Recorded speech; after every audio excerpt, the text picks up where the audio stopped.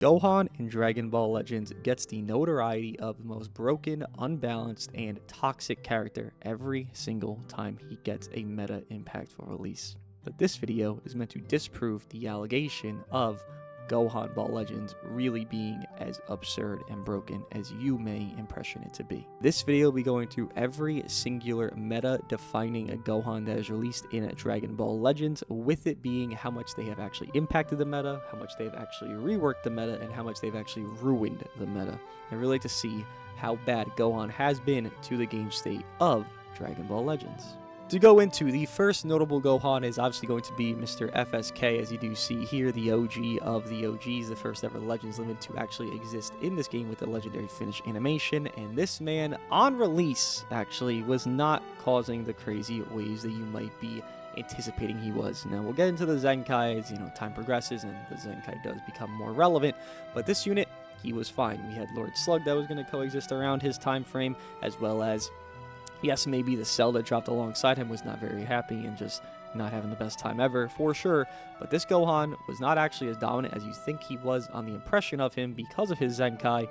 He actually was just kind of a solid unit. And in turn, within the first anniversary dropping a few months after this man, you had Blue ROF Goku that existed, to where this unit was not being as often run, as well as Blue Nameku existing made this unit, yes, very strong within Sun Family as a trio, but in turn, worse because he is obviously a blue of Mr. Nameku. The next Gohan was Yellow Movie Bojack Gohan. Now this one was the real start of Gohans being the forceful natures of demons that they are, because this man was running amok. You had the Android 13 movie Vegeta, Yellow Gohan here, as well as Purple Bojack, and nothing was stopping them. All the way until the second year anniversary, we had Red Shinemba, we had Red Tapion, both try to be decent attempts to get this Gohan, but in turn he obviously has a good partnership within that 13 movie Vegeta, which it's not just Gohan there that is the toxicity.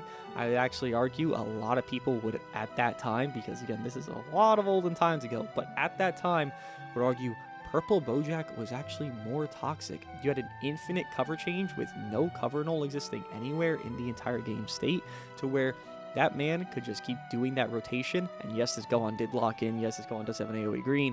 But what's worse off? Never being able to combo a unit because they could keep covering, you have to keep 50-50ing, or having the lock in with an AoE green. It ain't too much differential. Obviously, this Gohan is very strong and he was very dominant, and they were trying to stop him. But just note, his team was giving him that dominance. It wasn't just him. If this Gohan had released solo, those two didn't exist. This Gohan would not, in turn, be as hated as he once was, and not even be a Zenkai in the current nature of PvP right now within 2026, when he released multiple years ago, 6 years ago at this point. While this Yellow Movie Gohan was very strong, he is actually on the weaker ends of Gohans when it comes into the full dominance of what a solo Gohan character was doing. But still, a very notable entry here, doing more than FSK on release, as well as from there, creating such a state to where his team had to be stopped by LF Vegeta Blue, and in LF Vegeta Blue having a cover null situation of 3 counts within his ultimate to stop said Purple Bojack on this Gohan's team, not Gohan. Gohan had just fell down because his team fell down. So again, yes, you can argue he's on the team, but I would say he wasn't even the strongest on the team some of those times.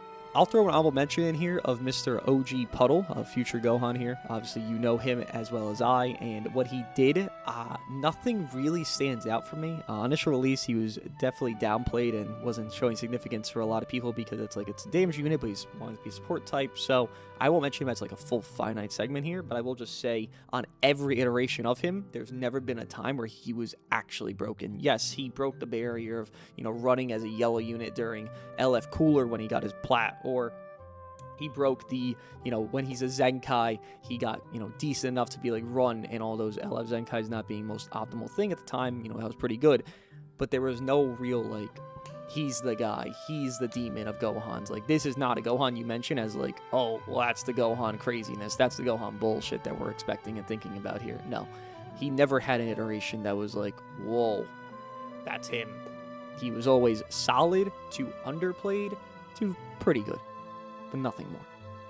The next real Gohan that stands a testament to the idea of Gohan Ball Legends is definitely Revival 3rd Anniversary Gohan. Now, just to talk on the Zenkai because it's really not impactful, again, FSK would be later because his was impactful enough, Purple Revhan, very overrated, very overglazed. Zenkai, again, just mentioning it real quick because it's just there.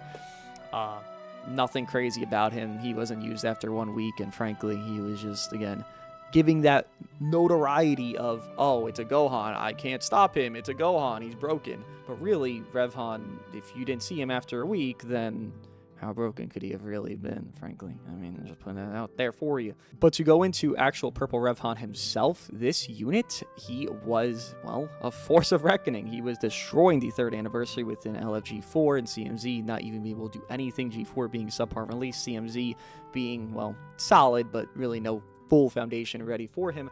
Gohan got a full team for him, and you can see the kind of pattern here, right? The other Revhan from the BoJack movie got the same exact thing, where he got a full team for him, where it was another blue partner within Gokua, as well as you do have BoJack, and obviously you could run the Hybrid Saiyan team within FSK getting a Zenkai in this kind of area time frame, as more into the puddle that existed prior that I just mentioned, and Purple Revhan himself.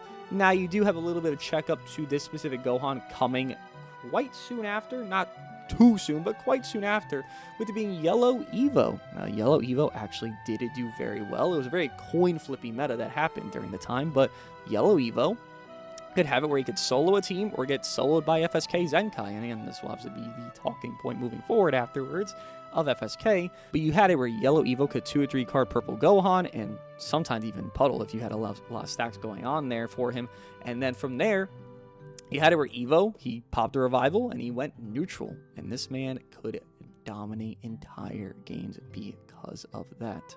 So once this man popped a revival Gohan, at that point, you could have him just slaughtering the entire hybrid team. And again, this guy had no pure foundation, Mr. Evo, unfortunately for himself, and he kind of like was getting checked out by FSK, and you know, the hybrids were there, definitely doing a good job for themselves, but hybrids was a glassy team. Sure, you have some safety merits within revival and endurance, but again, if this unit just got going, not trying to downplay Purple Revhan's dominance and existence, you could do pretty well things against him. So this Gohan, it's again in itself was a Gohan that wasn't really overwhelmingly dominating everything ever. For sure, during his release, he's doing very good. He's doing very well against, you know, everything else because everything else is just subpar. He's even doing good against the Zenkai meta, because that was really when Zenkais were at their top tiers, even 1% at that point.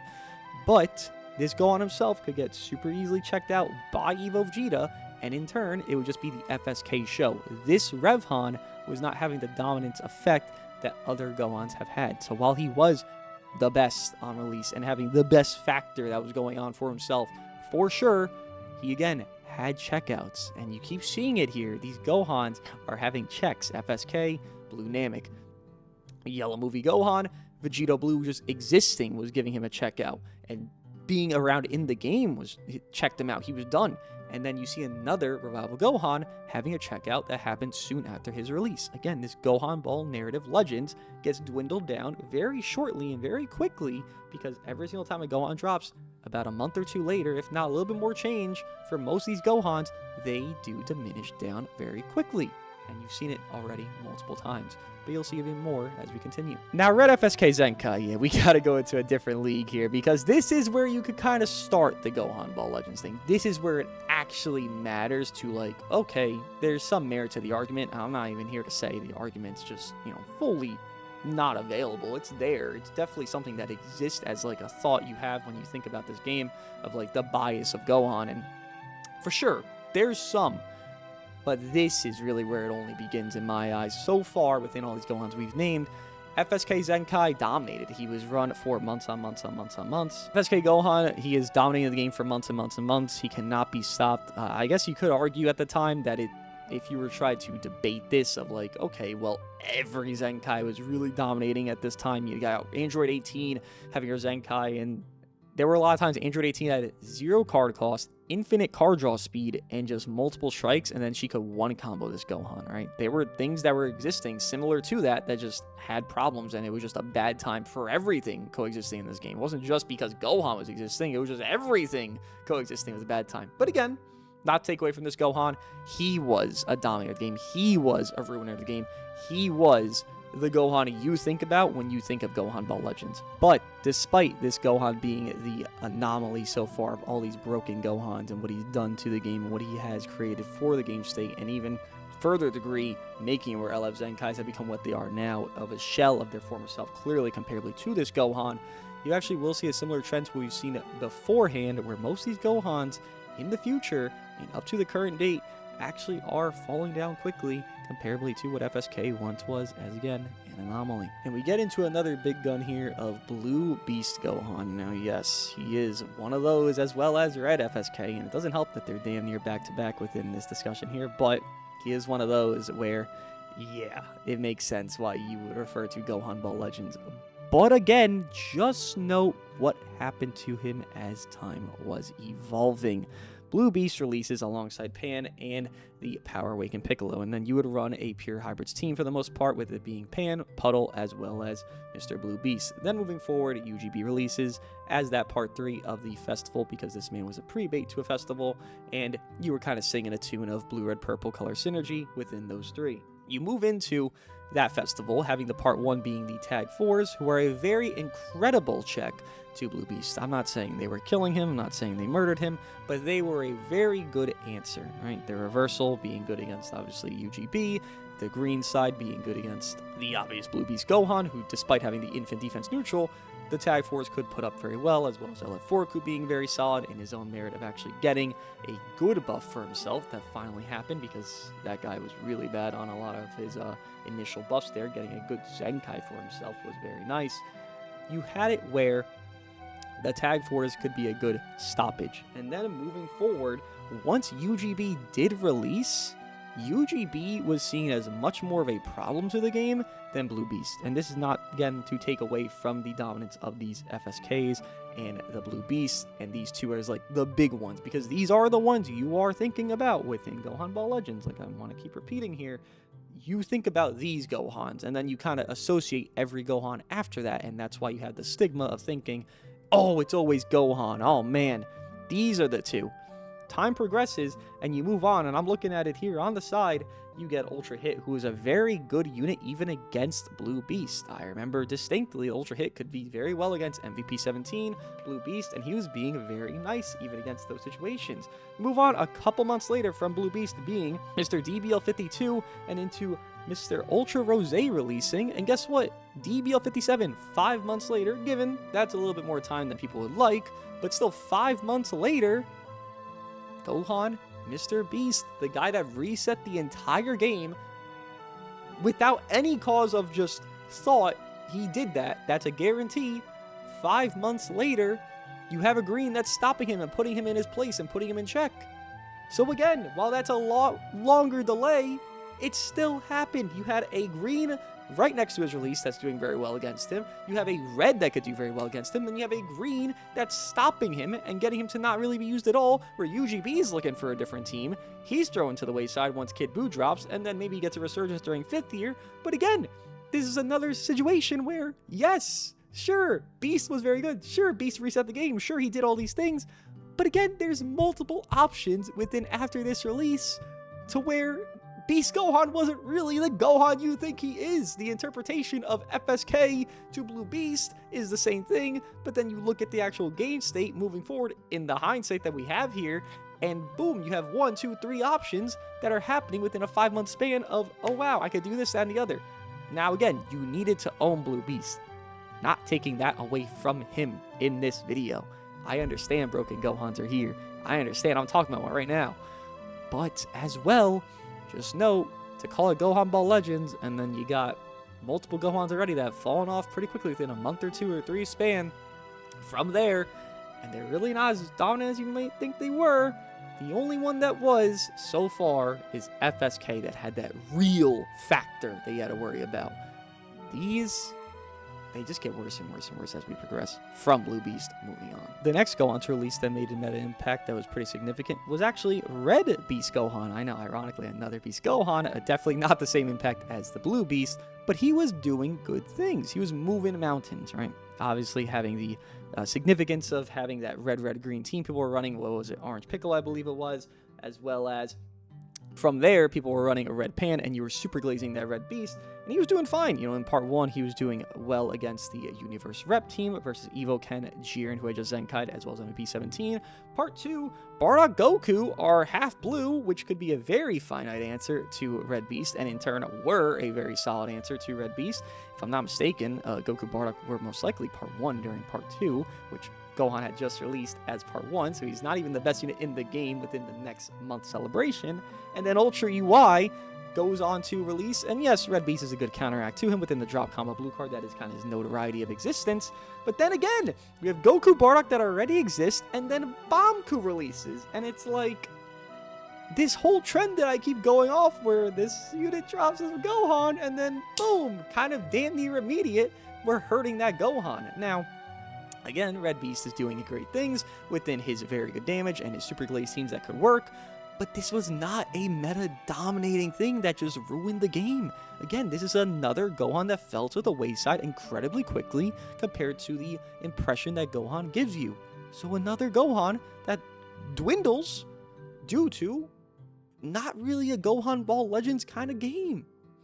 Moving on to this one is different. This one is unique in a very high sense of the word, with it being Ultra Super Saiyan 2 Gohan. Now, this unit was run on a team with Super 17 and Revival Cell on his release. And from there, he was doing fine, right? He was obviously being that third man of the team, you know, sometimes even that second man, because Cell couldn't do some damage sometimes just because he's just a weaker unit. He had just Zenkai recently, sure, but it's Ultra Gohan. He's going to be very strong. But just remember when you were fighting that team, or if you were watching PvP on that team, what was actually happening in the matches. It was Super 17 dominating the entire game and doing everything within the strike ceiling, within the oppression state of the spamming and everything he can create. And what Gohan was doing was being a last man standing clutch, which is a good thing, a very strong thing, and being a combo stopper when they actually somehow started to get strike cards, which was very unlikely because, again, Super 17 spawns infinite blast cards. So Gohan was not the forefront of that team. Gohan was a backing for that team. Gohan was not the main character of that team. These Gohans we mentioned already are getting super glazed, they're getting maximized, they're getting optimized, they're getting put to the front lines and doing their jobs. And while it lasts long or short, they are doing the job of the damage and winning the game because of their damage and all those things. This Gohan did not, so I can't even really have him as a high tier Gohan of just the Gohan Ball Legends idea, because he wasn't your main unit. It was Super 17 spamming, it was Cell reviving, and it was Gohan, sure, trying to do a clutch and make a comeback and having that accessibility to do, but this Gohan was not your priority. He was not your main guy in matches. When you ran him on a hybrid team, it would just become worse because Super 17 team was just better. Super 17 was just a better unit than those hybrids at that time. And then from there, it just fell down. So Gohan quickly has a situation where he has to fight Ultra Golden Frieza, which he can't handle that, obviously. And then, sure, he gets a resurgence, which I'll mention within the unit that helped him get that. But when he first released, he's not your main unit. Even more so, when he got his resurgence, he wasn't your main unit either. This Gohan is definitely overrated. The 6th year anniversary did release the LF Ultimate Gohan, and yes, this is where I do see the resurgence of Ultra Super Saiyan 2 Gohan, but as well as, in turn, how Ultimate Gohan actually impacted the game. Ultimate Gohan was very, very broken. Obviously, you had fusing Gogeta Blue that had the Assault Chain and being yellow, and he could kind of do some things decently enough, but really, it wasn't going to be enough. That man was falling down too quickly, and he just wasn't being optimized enough to where he would actually make an impact of something significant. You try your FSV, you try your Rush Merchanting situation within him, who also dropped within the 6th year part 1, but Ultimate Gohan was reigning terror. And then you had Ultra Super Saiyan 2 Gohan as kind of, again, that backing character who can't do things, who can't do these clutches, who can't do decently. Clearly, he's not as his best self because there is still UGF that exists in the game. While UGF is not common right now, Ultimate Gohan is also the partnership, which is also a type of advantage to Ultra Super Saiyan 2 Gohan. But Ultimate Gohan, again, you scroll through the time frame, you see UG4 could be as good as he was, being as, you know, solid as he could be, and moving forward into that, where Gohan wasn't being optimized anymore. You get LF Omega Shenron that releases to help Fusion Warriors actually become a real team, to where you could actually argue Fusion Warriors was being on par with this Majin Buu Saga-esque or hybrid-esque build you were having for your double Gohans or your double Boos, and kind of mix matching that within the leader slot that exists into this game. but you'd have it where Fusions could match it, within UG4 being as good as he was, then FSV being the rush merchant he could be, as well as Omega being super versatile in offense and defense spectrum, and being safety. You had it where this unit could be matched out. And then moving forward from there, sure, Ultron releases as DBL72 here, as you know, and then we move on to 3 months later where Triku exists. And if Triku's good against UG4, who was probably individually a better purple when you're going for a damage spectrum, which is really how you win a game, clearly, Ultron was falling down within that. And once Turles did release, everyone from the 6th-tier Annie kind of just dissipated. You weren't even trying to run them. It was run Turles and Triku or bust. And again, this is a 3 to 4 month span. When you talk about a unit carrying a game and a character destroying a game and ruining it to their time and time and time again, you would think it lasts longer than just a few months from time to time, every year or two. But it only ever lasts 2 to 3 to 4 months where these units, mostly of Gohans, are ever really dominating and ruling the game. And again, right next to Ultron is UG4. UG4 could sure get victimized by him, but it's not like Ultron couldn't get victimized by UG4. And then just moving forward within Fusions, it just got easier and easier and easier. And even further than that, you get the Triku Turles. Ain't none of them even being run anymore. I like to pair these two together because they actually do have the same story in my eyes within Ultra Beast Gohan and LF Gohan and Trunks tag unit here. To touch on Ultra Beast Gohan first, though, within these two, Ultra Beast Gohan has a lot of competition when he releases. He has the likes of UMV, he has Red Diamond Goku, he has Super Saiyan 3 Transforming Goku, he has TVB, he has a lot of competitors around him. So while this man is doing his job and having Special Can being a very good mechanic for him to kind of like out-edge some of these units, it is due to how good the units are around him, to where I wouldn't even factor him as a real meta destroyer, dominator. He was just part of the meta. And then time progresses to Ultra Cell releases, and these two Gohans are back-to-back releases, by the way, of premium Gohans. You get Ultra Cell to release, and then Ultra Beast just kind of kicks the bucket. So he's not really ever the forefront of dominating the game, because all these units that were up there that I just mentioned are really doing their job as well as this guy. He's kind of just a group of them.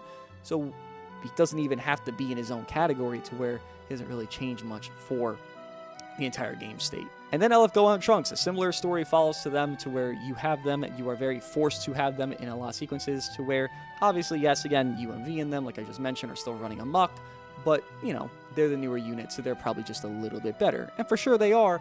Ultra Cell releases, oh man, I really got to run this safety character, and they become again much more desirable. But then soon after, you have Daima being as strong as Daima becomes, and then Gohan Trunks kind of fall down really quickly off a cliff, not even taking a month to fall down. You just don't ever see them again, ever, after Daima does drop. Almost last, but not last yet, is Blue Super Saiyan 2 Revival Gohan. Yes, the most recent one, to where you would have a lot of hatred toward, and that is very acceptable. This is not a Blue Beast level unit. He is definitely on a tier to a similar degree, I would actually argue, because he is doing so much and doing so well even against greens that were running around him. But as a note, there were greens running around him that were doing pretty well against him. As time does progress, within this Super Saiyan 2 Gohan releasing, you do have FSG, who released in part 1 while he was running with him. FSG had just released, so that was a very good answer to this Gohan. Definitely, you know, giving him a check to where he's not just freely going, pulling an FSK, a Blue Beast on the game. He's having a little bit of check on him. And then within part 3, you know, they dropped 2 green units in this big celebration of the previous Legends Fest. They dropped Ultra Super Saiyan 4 Goku, and I mean, what else can I say? This unit is sealing your cards and sealing your rush, and giving you Gohan can unseal within the main ability pop one time. Gohan was getting checked out. Gohan was not the best at the time. Gohan was struggling against Ultra Super Saiyan 4 Goku. Even with that struggle of him, you would have UV4 kind of get a little bit more of a bump up from there, and that's how bad Gohan was struggling. You had a red coming back into the game because how strong this green was against the blue unit that was really good even against another green that was already in the game. So again, you see it where, yeah, initially, it's a bit of a hiccup. It's bad for Hitku. Oh man, things are not looking great for this part 1 unit. And then boom, part 3, sure, FSG falls down and it just gets replaced by Ultra 4Ku. But in turn, within that replacement, you do have it where Gohan is not being as strong as he really could be at that really top tier presence that the other Gohans we've seen here. Some of them, few of them, have been at their peak premiums. And even to even mention just a little, his tier boost that he had recently within alongside Gohan Trunks, he was better than, you know, Purple Revhan, he wasn't hitting this like crazy margin of like the big 3, the big 2, the big 1 unit ever at that time. So yes, again, initial release, definitely a better release than his tier boosted time, but still a Gohan that definitely can create waves and create issues. It's just he didn't create the biggest issues because they actually, again, checked him out like they've done for many Gohans on this list. And then lastly and leastly, the Gohan and Trunks Legend Tag Unit. They are very easy to see. They fell down super quick. People were saying it's Gohan Ball Legends again, and this is where this whole video even stems from, that, oh my god, they've ruined Gohan Ball Legends again. It's dead. It's awful. Part 1 was so perfect, fantastic. But yet here we are, where you're not fighting Gohan Trunks, and people are even rating Gohan Trunks. And people are even rating Gohan Trunks worse than Shalette.